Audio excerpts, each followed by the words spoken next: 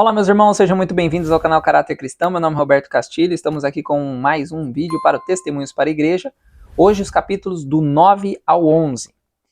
Capítulo 9, publicando testemunhos pessoais.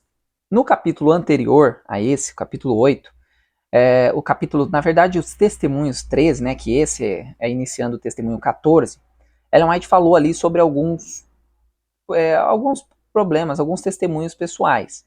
Só que eles eram bem mais traumáticos. Nesse vai ser um pouco menos traumático, tá? Esses testemunhos, ele teve alguns resultados, 3 deles. Alguns receberam com gratidão os testemunhos e reagiram a eles favoravelmente, recebendo seus benefícios. Queriam que seus irmãos vissem esses testemunhos e livre e plenamente confessassem suas faltas.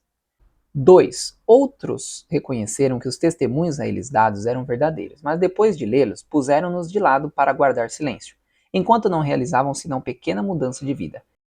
Esses testemunhos se referiam mais ou menos às igrejas a que pertenciam essas pessoas, as quais também poderiam ter sido beneficiadas por eles, mas tudo se perdeu em consequência desses testemunhos terem sido mantidos em segredo. 3.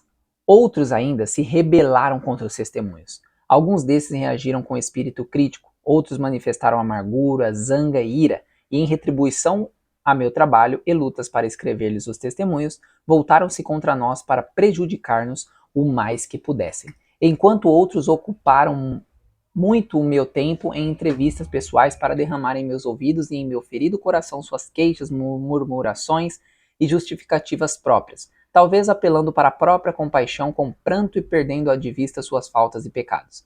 A influência dessas coisas foi terrível para mim e me tem causado muita perturbação. Os que têm seguido a conduta dessas pessoas não consagradas e ingratas custam-me muito sofrimento e esgotam 10 vezes mais minha coragem e saúde do que todo o esforço de escrever os testemunhos. Aqui vocês viram 3 classes, que é exatamente as mesmas classes de hoje. Hoje nós temos pessoas que aceitam os testemunhos, aquelas que aceitam, mas depois esquecem, e as que não aceitam.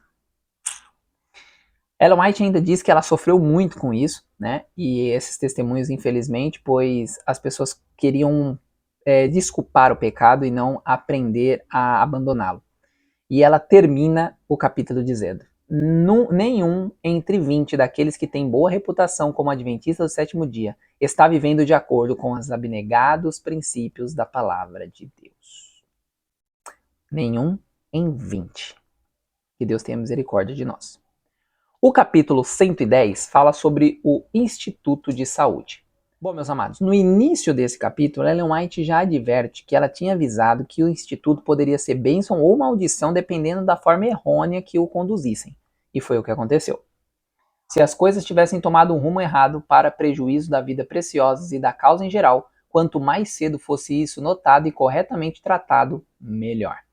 Ou seja, ela estava querendo mostrar que se as coisas ocorressem errado, quanto mais rápido entendessem isso, seria melhor, para depois não ter um prejuízo maior.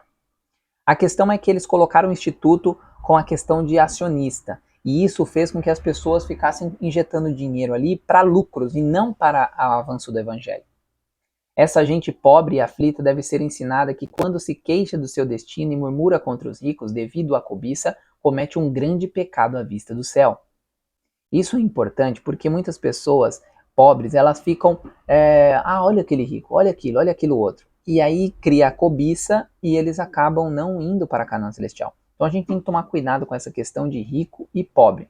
Ellen White ainda finaliza o capítulo dizendo: um homem poderá despender tudo quanto tem neste mundo no Instituto de Saúde e encontrar grande alívio. Ao retornar, porém, à sua casa e ao velho estilo de vida, dentre poucas semanas ou meses estará pior estado de saúde do que antes. Ele nada ganhou, gastou seus limitados meios por nada. O objetivo da reforma de saúde e o Instituto de Saúde não é, como uma dose de analgésico, aliviar as dores no momento. Não, realmente. Seu grande objetivo é ensinar o povo a como viver de maneira e dar ao organismo a chance de remover a doença e ela resistir. Então, o foco do Instituto era ajudar as pessoas na saúde, na salvação, na mente, e não simplesmente ser um analgésico. Parou? Aí você volta a fazer tudo o que fazia de errado de novo. Já o capítulo 11 fala sobre os resumos de experiência. Aqui o trabalho em Battle Creek estava quase terminado, e Ellen White faz uma citação no Maine, dizendo o seguinte: seria suficiente dizer que na ocasião, em consequência desse espírito de rebelião, de crítica e de uma espécie de ciúme infantil, murmuração e queixa por parte de alguns, nossa obra no Maine, que poderia ter sido feita em 15 dias, exigiu 7 semanas das mais difíceis e desagradáveis lutas.